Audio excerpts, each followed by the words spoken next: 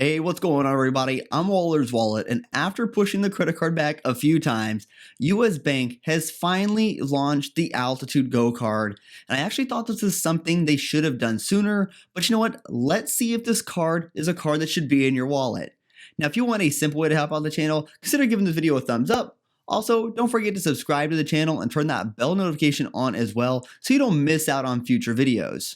Now, seeing US Bank add new products is awesome, especially if the new cards can add value for you. Now, one important thing to know, while the US Bank Altitude Reserve requires a banking relationship to get that card, the Altitude Go does not require a relationship at all to get this card. Also remember, US Bank is definitely more conservative when it comes to approving credit card applications. Now let's take a look at the sign up bonus, because the Altitude Go card has a 20,000 point bonus after spending $1,000 in the first 90 days. And this would be worth $200 if you redeemed it for cash back, as a statement credit, gift cards, merchandise. And your points on this card do not have an expiration date, which is nice to see, because if you ever looked at their Flex Perks cards, those rewards did have an expiration date. Now taking a look at the earning rate, the Altitude Go is going to earn 4x on dining, which includes takeout and delivery. Then you're also going to earn 2x on groceries, grocery delivery services, gas stations, and streaming services, and then 1 point per dollar everywhere else. And the 4x earning rate on dining purchases is fantastic. Even the streaming earning rate at 2x is pretty decent, and you'll understand why when we get to the benefits section. Then taking a look at the annual fee, what is great about the Altitude Go card is that the Altitude Go has no annual fee and no foreign transaction fees. And the fact the Altitude Go card has no annual fee and earns 4x on dining worldwide is pretty awesome. This actually reminds me of the old Uber card with that 4% earning rate on dining, but that was before Uber and Barclay decided to just straight up kill that card.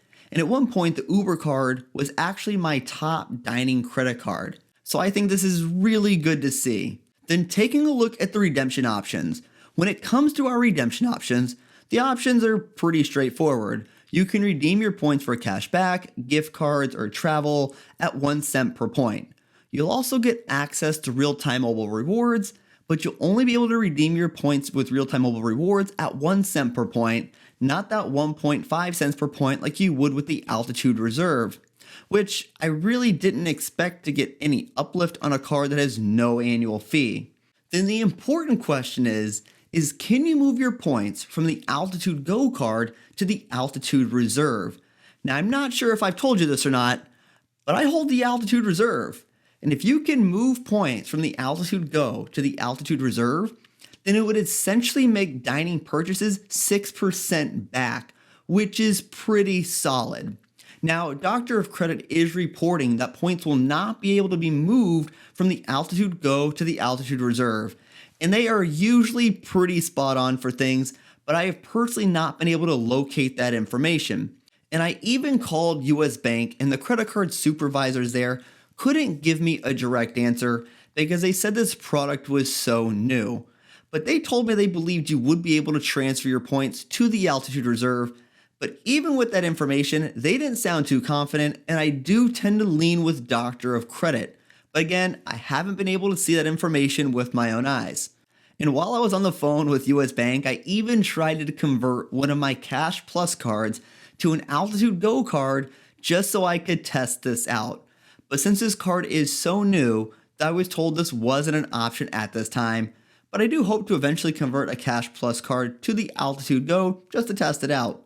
But if US Bank will allow transfers from the Altitude Go to the Altitude Reserve, then this card becomes even more useful, and I would consider it a must-have card for people with the Altitude Reserve. Then taking a look at the other benefits on this card. For a card with no annual fee, the Altitude Go does have an interesting benefit. The Altitude Go has a streaming bonus where you will get a $15 streaming credit after making 11 months of streaming purchases. And streaming options are going to include services like Netflix, Hulu, Apple Music, Spotify, YouTube TV, Amazon Music, Pandora, and others. And you know what? I actually like this benefit because I'm currently putting my Netflix on my Chase Ink Cash Card, earning 5x back. But if I had the Altitude Go, then I would definitely move my Netflix purchases over to that card. And there might be someone out there who says, but why? 5x is better.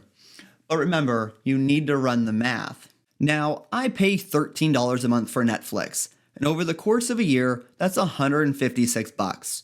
And if I paid with my Chase Ink Cash, that's 780 points on the year, and at a 1.5 cent per point value, that's $11.70 each year. But if you're someone who didn't have a premium Chase card and only had cashback cards, that'd be $7.80. But if I had and used the Altitude Go card, then I would earn 312 points because I would get that 2x multiplier on streaming services, and that's valued at $3.12. But I would also get that $15 statement credit for streaming services, so that would really be like getting over $18 in value, which is at least 50% better than I would get with my Chase Ink Cash. Are these life-changing numbers? No, they're not. But does the Altitude Go card come out ahead? Yes, it does. So be sure to run the numbers against the cards that you have, because the earning rates aren't always everything. Now, I really like what the Altitude Go card is offering. You're going to get 4x on dining on a card with no annual fee, which is great. I love the fact there's no foreign transaction fees on this card, and since it is a Visa, worldwide acceptance is not going to be an issue. And how can you not like the $15 statement credit on a card with no annual fee, and it also has a bonus multiplier for that category? And the only thing I think that would make this card an absolute killer card is if you could move your points from the Altitude Go card to the Altitude Reserve. But if you're someone who's in the market for a dining credit card and even has some streaming purchases, then I do think this is a card you should be considering. So tell me, what do you think of the US Bank Altitude Go card? Hey everyone, thanks for tuning in this video. If you want to help support the channel, a simple way would be links on the website or the description below. If you know anybody who could benefit from this video, feel free to share it with them. And until next time, safe travels and take care.